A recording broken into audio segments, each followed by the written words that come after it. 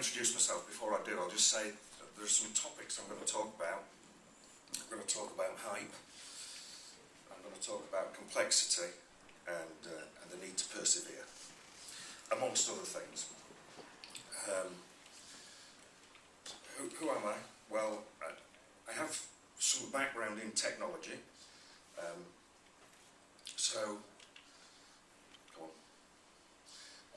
I'm a fellow of various organisations and a senior member of the quaintly named Association for Computing Machinery, which is a quaint name, but it is over 50 years old. And if ever you want to find anything digitally about technology, go to the ACM. I'm a chartered professional, which makes me sound like a solicitor. I'm not a solicitor. I've won awards for things I've done in various projects, one of which was to put broadband, the first broadband into Europe. Technology is fine, but without an understanding of the human psyche, then it won't give us the answers. So it's probably also important that I'm a master practitioner of NLP, I'm a Reiki master, I do energy work, I'm a timeline therapist, I'm a hypnotherapist in the state of California, where else? And I've been a director of various organisations, one of which is called Kohd, which is the Queen's Bank. I'm now chairman of Kohd. Why Barefoot Leader?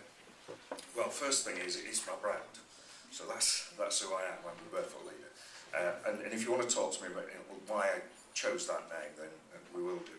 But what that means to you is, I'm none of these things. And some people say, I am some of those. So that's my introduction.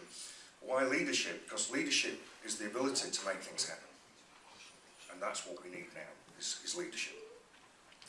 In this presentation, I'm going to talk about the practical applications of 3D web. And I'm not going to talk about the entertainment value, although as you're going to see, the two are completely interlinked. Tim's talked about PowerPoint, a word about style and content, how I'm going to do this. I won't be doing this, by the way, which is a Microsoft slide. I normally say this is about as complex as I'm going to get. And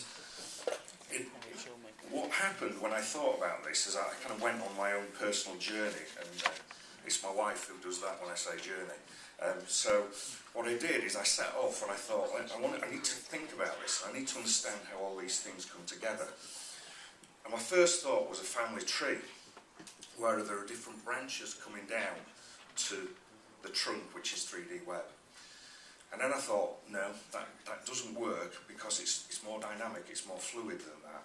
And so I thought about waves of change, and I thought that was a better analogy, a better way of understanding 3D web. And the first thought I had was the waves of change that we as humans have been through. So there was 10,000 years of agriculture, there was 200 years of industry, 50 years of information, and so on. And you can argue about the names, but what's happening is they're happening faster and they're having more impact. So you get that kind of curve happening. And one of the things I'm going to talk about is exponentiality. Although when I typed it in, it said that's an error, so I'm going to trademark it. And the reason that's important is because the world around us is exponential, and we don't think like that. We think in a linear way. And you'll see towards the end why that's going to cause us some problems when we look at the future. So I thought about waves of change, and I put 9 up, because I could fit 9 on the slide, but I could put 90. Right? And I named some of them. And you could change the names. I'll explain some of these. Some of them need no explanation. The green agenda, yes, Tim's just explained that, needs no explanation. These small waves are coming together to potentially create a tsunami. A few years ago, I was thinking about corporate culture, and I said, I think globalisation is changing the way we think and act. It's changing our culture. And I said, globalisation is affecting the evolution of mankind. and I came up with globolution, which when you type in is not a real word, so I'll trademark that as well. Now, of those waves, the most recent and the biggest is the financial crisis. And that could work two ways. In the short term, there will be cuts.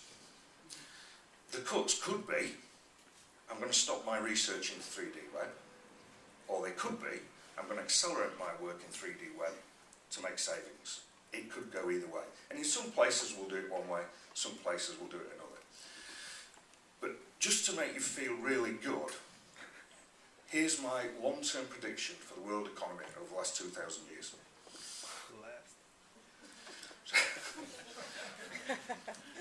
It will be okay, in fact. Which kind of leads me to another of those things, which were the laws. The first one is Moore's law. Moore's law says that the number of transistors you can cheaply put on an integrated circuit will double every 24 months. It's very specific, although I don't know how you define cheaply. And has been proved to be correct. What that means is computers are getting twice as powerful every 2 years. Disk storage is getting twice as big every 2 years. Fibre optics capacity is doubling every 9 months. And broadband delivered to the home is doubling every 21 months. And there are more and more and more. There are so many laws that Gordon Moore, who invented Moore's law and founded Intel, said, I sometimes feel like I invented exponential. He said, and I didn't, but if I did, then Al Gore invented the internet. Now, George Bush, in the elections where Al Gore lost, said of Al Gore, he claimed to have invented the internet. He didn't. He passed some laws which made it possible in America, and he was a massive supporter, but he didn't invent the internet. Which kind of brings me to the internet, really. I'll go back to the beginning, which was when Russia launched Sputnik in 1957. Because Eisenhower in America set up something called the Defense Department Advanced Research Projects Agency in 1958. And in 1969, they launched ARPANET, which is the internet. I took this slide from a presentation, and you can try this at home. Type in ARPANET and you'll get a picture of Michael Caine. So maybe Al Gore didn't invent the internet, maybe it was Michael Caine. In 1972, the first email with an @ symbol, which was a teletype. In 1990, in CERN, in Switzerland, Tim Berners-Lee invented the web. And there we go. And it grows. You can find graphs which disagree with this, but this is the right one. And we like to name things. And this is not my slide. I got it from research. So I stole the slide. But we do like to name things and put lots of things up. And we also like to put up lots of logos. Well, I don't know why, but we do. And I'm going to keep doing it because that's what we do. But sometimes it can be, you can make use of lots of logos. And then we get to Web 3. If ever you see this slide anywhere, be aware I made it up. I did it in my loft at home, and it's completely invented. If someone wants to talk to me over the next 2 days, maybe we can build a real slide, but this one's made up, and I had to put some logos in. So, communication has advanced from fairly basic stuff through voice communication and video. Now, today, and I've used telepresence. Telepresence is very advanced video conferencing. It costs you $250,000 per room, and it costs you $20,000 per month. That's for 2 of you, right? So if you wanted 12 from home, you're into serious money. So what happens with video conferencing is people don't pay for the really advanced version. They go for the cheap version. And I've used the cheap version, and I may as well have been watching the Muppet Show, or somebody with a sock puppet. It added no value whatsoever.